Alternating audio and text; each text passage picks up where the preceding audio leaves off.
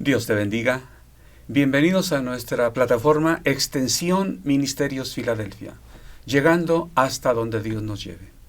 El tema de hoy se llama La promesa y las promesas de Dios, en singular y en plural. Primeramente quiero hablar de la promesa que Dios hizo a Abraham, y en realidad está en singular porque es muy diferente a otras promesas. Dice Romanos 14:13. Porque no por la ley fue dada a Abraham o a su descendencia la promesa de que sería heredero del mundo, sino por la justicia de la fe. Porque si los que son de la ley son los herederos, vana resulta nuestra fe y anulada la promesa, pues la ley produce ira, pero donde no hay ley tampoco hay transgresión.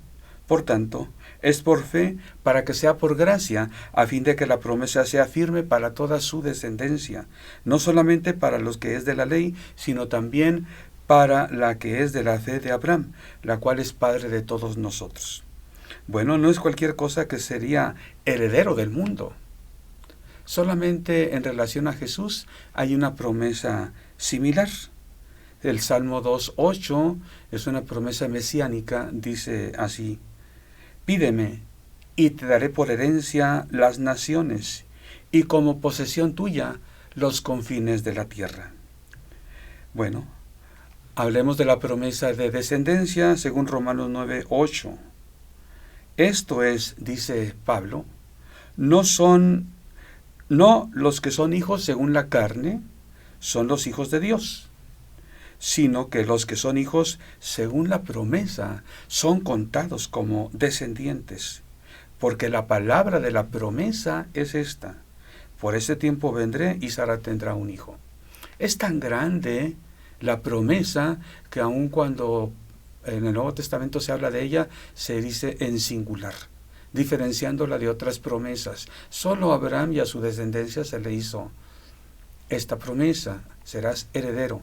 Y es que iba a ser bendición para todos.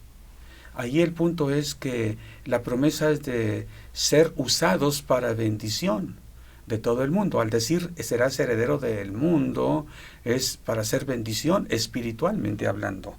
Por eso también solamente en relación a Jesús hay semejante tipo de promesas. Dice Romanos 8:17, porque en el Evangelio la justicia de Dios se revela por fe y para fe, como está escrito: mas el justo por la fe vivirá. Bueno, ¿qué hizo Jesucristo para que las promesas nos alcancen a nosotros? Romanos 15:8 dice: pues os digo que Cristo vino a ser siervo de la circuncisión, para mostrar la verdad de Dios, para confirmar las promesas hechas a los padres. Y Gálatas 3:14 dice: para que en Cristo Jesús la bendición de Abraham alcanzase a los gentiles, a fin de que por la fe recibiésemos la promesa del Espíritu. Bueno, por fe y para fe, dice Pablo, es el Evangelio. Las promesas entonces vemos que se cumplen cuando hay fe, cuando decimos que es por fe. Mateo 8:13, por ejemplo, Jesús le dijo al centurión: ve y como creíste te sea hecho. Y su criado fue sanado en aquella misma hora. Juan 11, Jesús le dice a Marta respecto a Lázaro: ¿no te he dicho que si creyeres verás la gloria de Dios? Y Juan 3:36, el que cree en el Hijo tiene vida eterna. Esas son promesas que se cumplen por fe. Mas el justo por la fe vivirá. Bueno, pero las promesas también son para fe, es decir, para producir fe y para producir otras cualidades que Dios quiere. Son dadas para producir la fe. Dice la Biblia: la prueba de vuestra fe produce paciencia. ¿Cómo se produce la paciencia? Probando la fe. Bueno, puede ser que tenemos fe en recibir algo y no lo hemos recibido, y volvemos a pedir y no lo recibimos, seguimos pidiendo y no lo recibimos. Es una prueba de la fe. Cuando tenemos problemas o enfermedades, ¿a quién le gustan los problemas o enfermedades? Pedimos a Dios que nos la quite, pero seguimos teniéndola. Hay personas que se mueren no por la enfermedad, sino por el temor a la enfermedad. Hay enfermedades llamadas psicosomáticas que son producidas por el estado de ánimo y el pensamiento que se tiene de ellas, más bien que por causas biológicas. Bueno, cuando sufrimos o vemos sufrir a quien amamos, hay quien no le afecta tanto sufrir, le afecta más ver sufrir a los seres amados. Bueno, y se pide por ellos y siguen sufriendo. La fe es probada. Dios prueba la fe para producir paciencia. En realidad la paciencia es otra forma de llamar a la fe. La paciencia es una fe que sabe esperar. Pero esa se produce cuando Dios no nos da lo que queremos inmediatamente. Hay quien cree que porque tiene fe va a recibir pronto las cosas. Hay quien dice, tú nada más ten fe. Hay quien dice, tengo fe, pero es impaciente. Entonces es una fe que a veces desaparece. Es una fe que brilla por su ausencia. Tal vez haya fe, pero desaparece cuando hay problemas. Es por eso que Dios produce la paciencia. Es cuando en el Evangelio la justicia de Dios es por fe, pero también para fe. Cuando Él quiere, en términos psicológicos se habla de el umbral del dolor, por ejemplo, el umbral del sufrimiento, el umbral para esperar. El umbral se refiere a qué tanto hace falta para que se produzca un efecto, una solicitud, un requerimiento. Quien tiene bajo umbral de dolor, al dolor más pequeño ya aúlla más fuerte que una sirena de la Cruz Roja. Quien tiene umbral del dolor alto sufre y no dice nada, no se queja. Dice Santiago, ¿está alguno afligido? Haga oración. El que tiene umbral para el sufrimiento, el que ya se ha producido paciencia, se mete a su recámara y pide a Dios. Quien no sabe lo que es esto, antes de orar, ya lo cuenta a todos los hermanos de la iglesia que tiene un dolor, que necesita dinero, que tiene carencia, que tiene enfermedad, que tiene un problema. Cuando los niños sufren, cuando se caen, cuando lloran, los padres los consolamos. Y hay quien los consola un poquito de más. Hay niños que se caen y se sacuden la tierra, o ni la tierra se sacuden y se van corriendo. Hay quien se cae y voltea a ver a su papi y mami. Si no está, se levantan. Si está, lloran. El padre o la madre va y le dice, pobrecito, pobrecito, sana, sana, colita de rana. Y cuando son adultos, andan buscando a los hermanos que les digan, sana, sana, colita de rana. Y toda la iglesia se enteró que tiene un problema. Hablamos de un umbral bajo. Hablamos en términos bíblicos de que falta paciencia. Y la persona, tú le puedes decir, mira, espera en Dios. No, sí tengo fe. Pero no se ve. Dios produce paciencia en nosotros. Hay promesas entonces que no se cumplen, pero se van a cumplir y tenemos que esperar. Dice la Biblia que si esperamos con paciencia, lo aguardamos.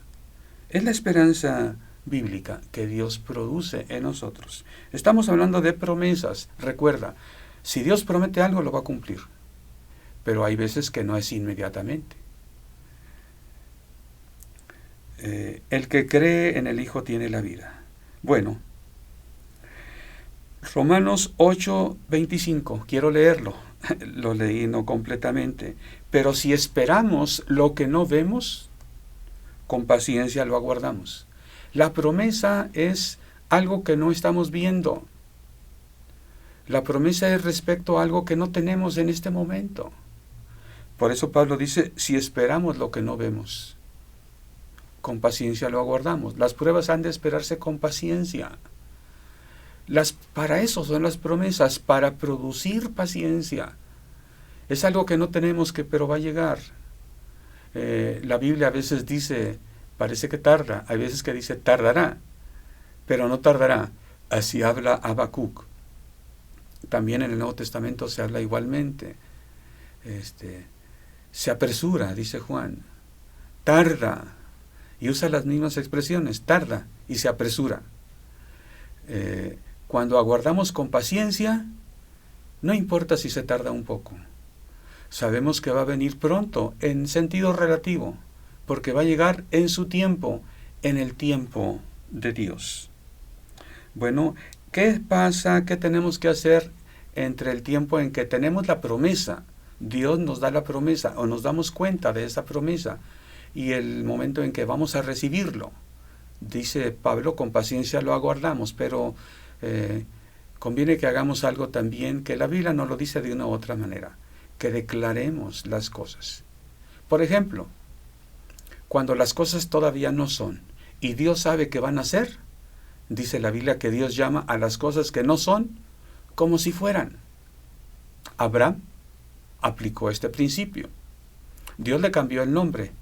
Se llamaba Abraham y luego se lo puso por Abraham, padre de multitudes.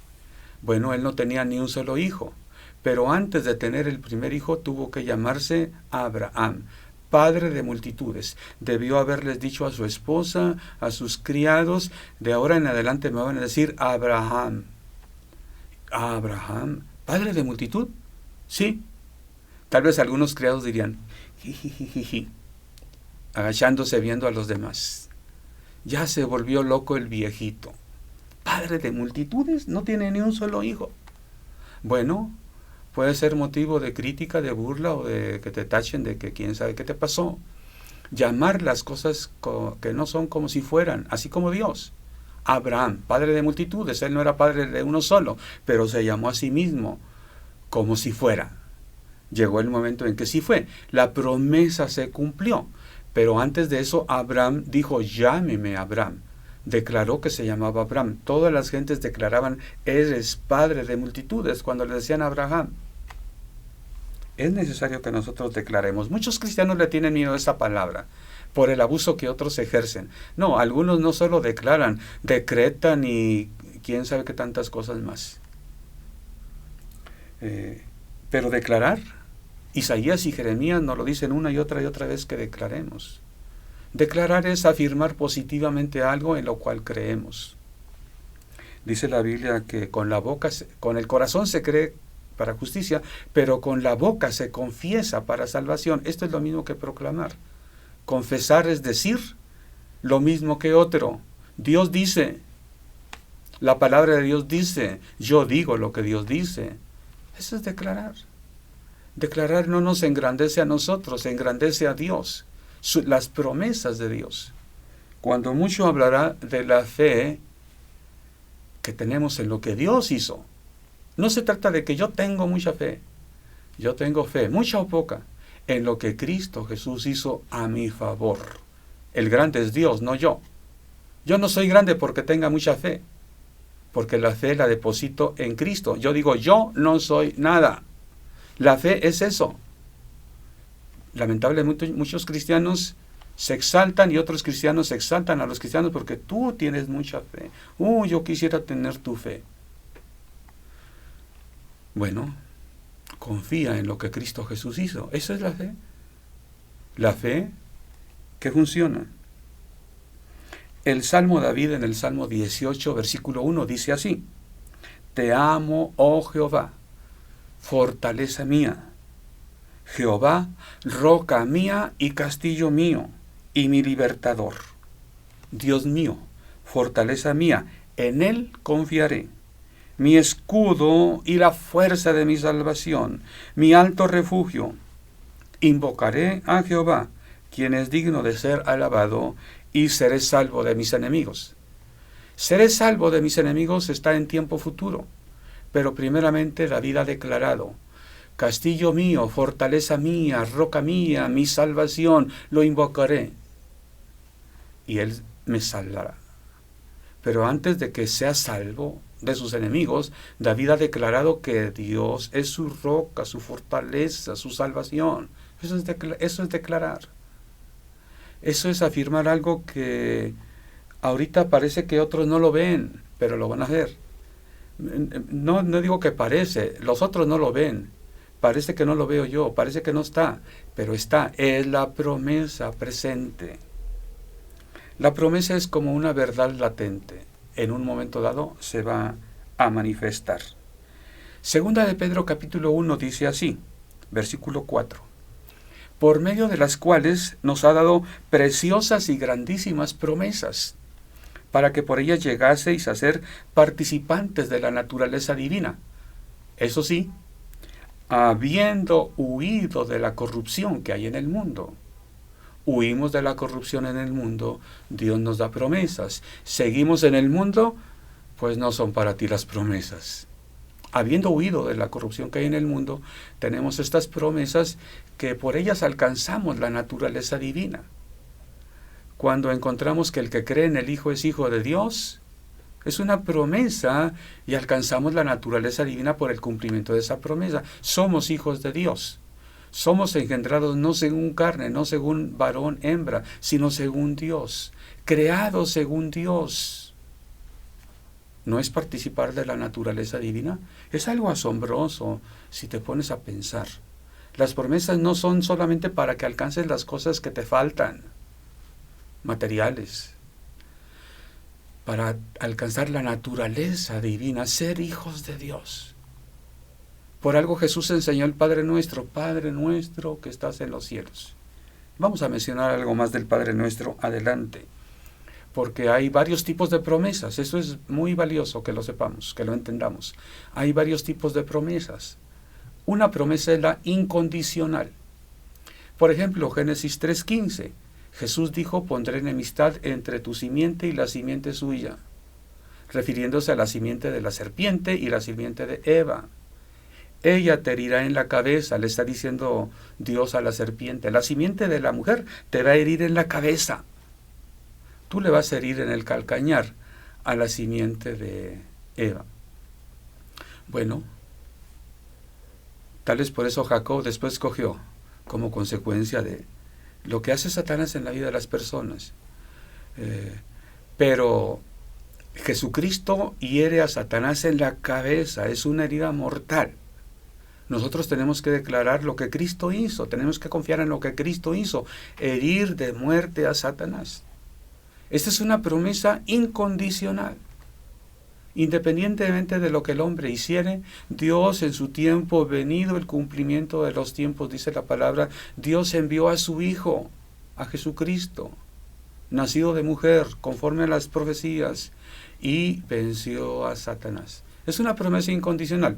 La segunda venida de Cristo también es una promesa incondicional. ¿Tú le pides a Cristo que venga? Como Juan termina el Apocalipsis, dice, sí, ven Señor Jesús, Maranata. Hay un corito muy bonito que dice, Maranata, Maranata, ya viene el Señor. Maranata es, ven Señor Jesús. Puede ser que tú pidas, Señor, ¿cuándo vas a venir? Ven Señor. O puede ser que no lo pidas. Independientemente de eso, Jesús va a venir. Y si la iglesia, toda la iglesia pide y ayuna porque Dios venga, y si la iglesia se olvida de que Jesús va a venir, como quiera que sea, Jesús va a venir. Esa es una promesa incondicional. Hay otras promesas incondicionales en la Biblia también, que Jesús las cumplió. Pero yo quiero poner ahora atención en las promesas condicionales. Las promesas condicionales es si se cumple una condición. Bueno, hay algo que los judíos tenían que aprender desde pequeñitos. Los judíos tienen hasta la fecha un accesorio en las puertas. A su mano derecha ven ahí y tocan cuando salen, y a veces que también afuera y tocan cuando entran. En la mezuzá. La mezuzá es un escrito, un rollito escrito, metido en un tubito de cristal, de bronce, de latón, de plata, de oro, de muchas variedades. Se le conoce mezuzá ahora al tubo, pero mezuzá es el rollito escrito a mano. Deuteronomio 6, 4 y siguientes dice, oye Jehová nuestro Dios, uno es, y amarás al Señor tu Dios de todo tu corazón, de toda tu mente, de toda tu alma, con todas tus fuerzas, y dice, repetirás a tus hijos, etcétera, etcétera. Es un mandamiento, el primer mandamiento, el más importante mandamiento. Tiene otra cosa después. No es el segundo mandamiento, ni el tercero, ni el cuarto, ni el último. Es una promesa. Deuteronomio tiene esa promesa. Dice, y sucederá que si oyereis a Dios y anduvieres en sus caminos. Y ya viene la promesa que Dios daría abundancia, el agua en su tiempo, protegería de los enemigos y una serie de promesas. Bueno, el pueblo de Israel, cuando salen, siempre recuerdan eso. Deuteronomio lo tenía como mandamiento. Estas palabras que te mando hoy estarán sobre tu corazón. Las pondrás en los dinteles de tus puertas. ¿Qué tienes en tu casa, en las paredes? ¿Qué adornan las paredes de tu casa? Tal vez el adorno de cuando fuiste a tal parte o cuando fuiste a tal lugar. Tal vez alguna cosa que te agrada, que te regalaron. ¿Qué adorna la mesa de centro en tu casa, el centro de entretenimiento? Eso habla de tu fe, eso habla de tu vida.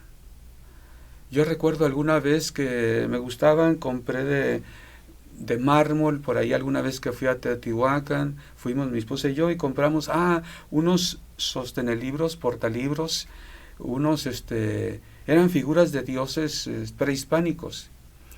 Muy bonito. A mí me gustaban siempre esas cosas, no había podido comprar. Cuando las compré, poco tiempo después me di cuenta que había una cabeza, un penacho y no sé qué más era. Pero representaba un dios pagano, el dios de la lluvia, creo, era Tlaloc, algo así. Llegando a la casa al siguiente día, por alguna razón, Dios me hizo reflexionar. Gracias Dios, Él es bueno. ¿Sabes qué hice después de eso? Las rompí, las tiré a la basura. ¿Por qué? Lo que acabo de comprar, porque representa a un Dios.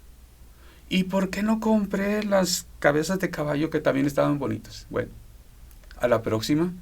Por cierto, no ha habido próxima, no tengo cabezas de caballos de mármol en mi casa. Bueno, ¿qué tienes adornando tu casa?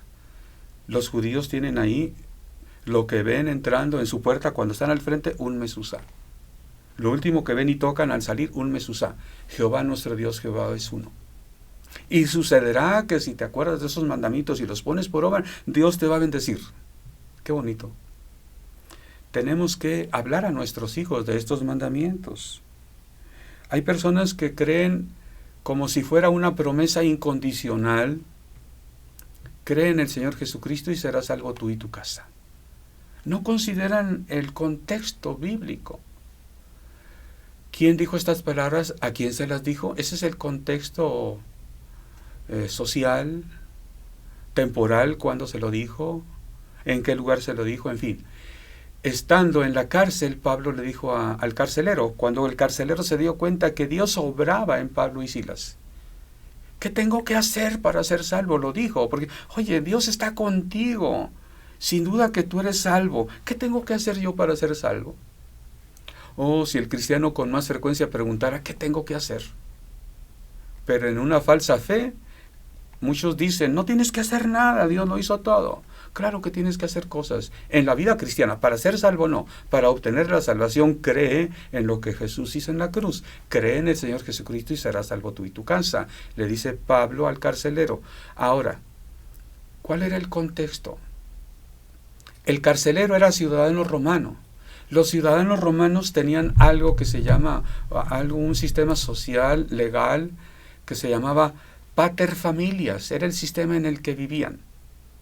El que mandaba en el hogar era el padre. No era como los hogares de hoy.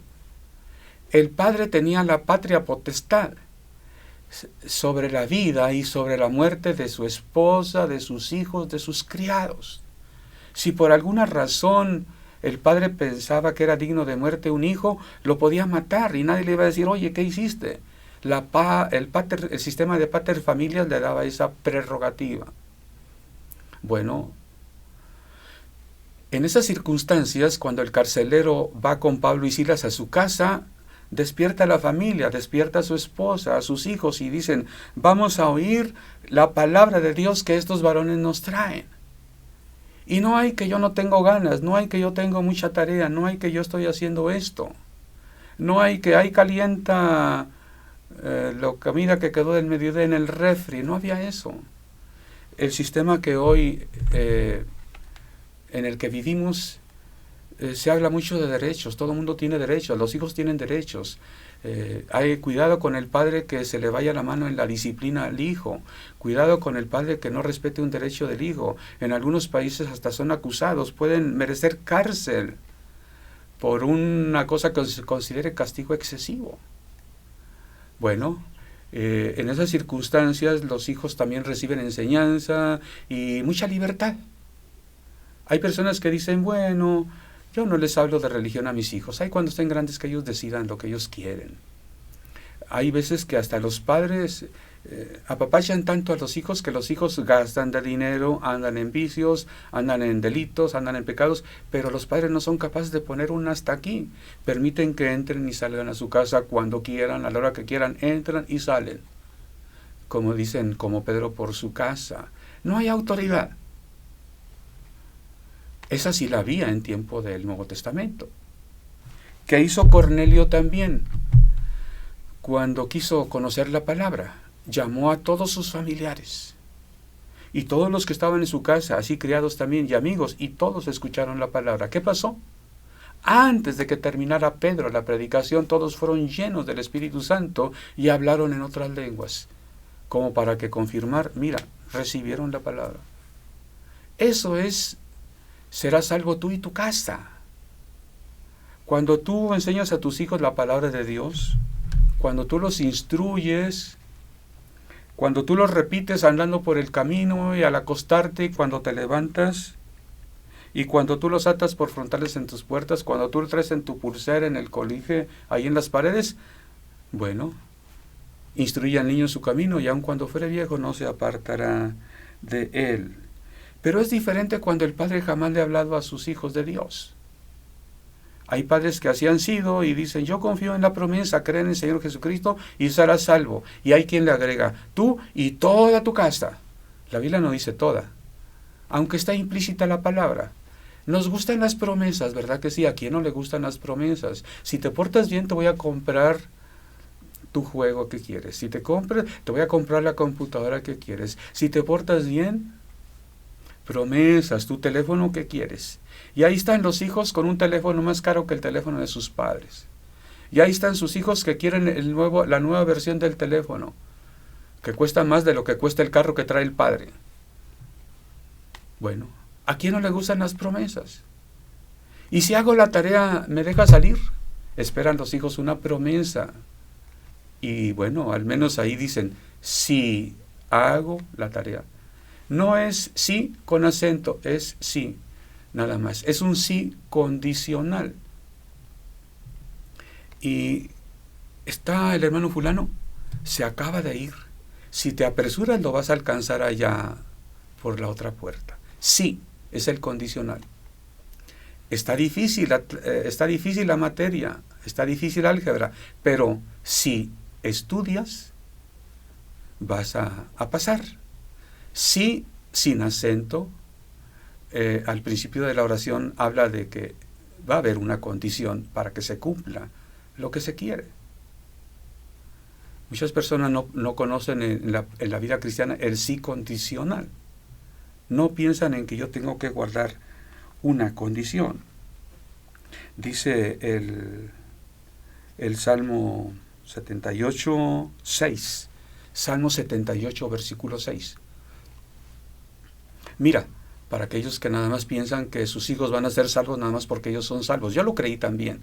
Cuando era pequeño yo recuerdo que cuando tenía esos 12 años, cuando viene la edad en que el pensamiento abstracto, que el jovencito todo lo escudriña, todo lo pasa de nuevo por el peso de la razón y la lógica.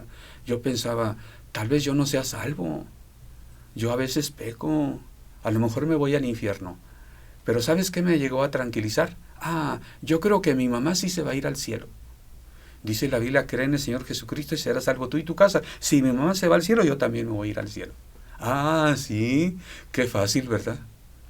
Ya después aprendí que Dios no tiene nietos, solamente hijos. Cree en el Señor Jesucristo, es para cada uno. Ese es el mandato. Y serás salvo tú y tu casa. El mandato es porque Pablo sabía que el carcelero, si iba a oír la palabra, la iba a hacer extensiva a toda su familia. Como dice el Salmo 78, 6. Leamos. Para que lo sepa la generación venidera. Está diciendo que comunique los mandamientos a sus hijos. Para que lo sepa la generación venidera. Y los hijos que nacerán, y los que se levanten lo cuenten a sus hijos. La enseñanza, ahí está la responsabilidad cumplida del padres a hijos, cada generación, el propósito, a fin de que pongan en Dios su confianza y no se olviden de las obras de Dios, que guarden sus mandamientos. Para eso tenemos que enseñar a nuestros hijos la palabra de Dios, para que guarden los mandamientos. Lo malo es que muchos cristianos ni ellos mismos piensan que tienen que guardar los mandamientos. No, yo soy salvo por gracia, lo que algunos llaman gracia barata, gracia malentendida. La gracia no es que no guarde los mandamientos, la gracia es que podemos ser salvos por fe en lo que hizo Cristo, no porque guardamos todos los mandamientos. Pero los mandamientos somos para guardarlos. Por eso cuando nacemos de nuevo, el Señor escribe sus leyes que no han caducado en nuestro corazón de carne, ya no en tablas de piedra. Bueno, Evangelio. ¿Crees en el Evangelio? ¿Qué quiere decir Evangelio? Todos los cristianos sabemos qué quiere decir Evangelio. Haz la prueba, pregunta a un cristiano, pregunta a la iglesia, ¿qué quiere decir Evangelio? Buenas nuevas de salvación. Son nuevas, son buenas para salvación. ¿Qué tiene que hacer un padre que no enseñó la palabra a sus hijos? Hay veces que los padres cuando son grandes se convierten y no hayan cómo compartir la fe. Y cuando la comparten dicen, pues es que tú nos enseñaste esta religión y ahora quieres que guardemos otra. Hay que decirles, he conocido una nueva noticia. Si es tu caso, que te entregaste a Cristo ya de adulto, tienes que decirle a tus hijos, he conocido una nueva noticia. ¿Sí? ¿Buena o mala? Buena. Tú puedes tener salvación y vida eterna en Cristo Jesús. ¿Y eso dónde dice? En la Biblia. ¿Pero cuál Biblia? Pues todas las Biblias. ¿Y saben qué? Ahora vamos a vivir según Cristo, no según la religión que tuvimos, porque eso me doy cuenta que Cristo es solamente en Él hay salvación. Buena nueva de salvación. Tenemos que comunicarle a los hijos.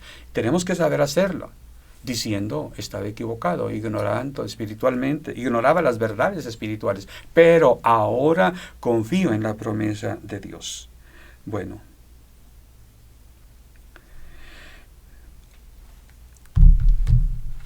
Somos dados a las promesas y la reflexión de hoy es para que confíes tú en las promesas. Pero yo te invito para que cuando veas una promesa te detengas un poquito más y veas si hay una condición que tenemos que cumplir. Conocer un poquito el contexto social, religioso, espiritual, temporal, y veas si la promesa aplica para nosotros, si tenemos que hacer algo, y sin duda Dios va a cumplir sus promesas. Condicionales, incondicionales, Dios las cumple.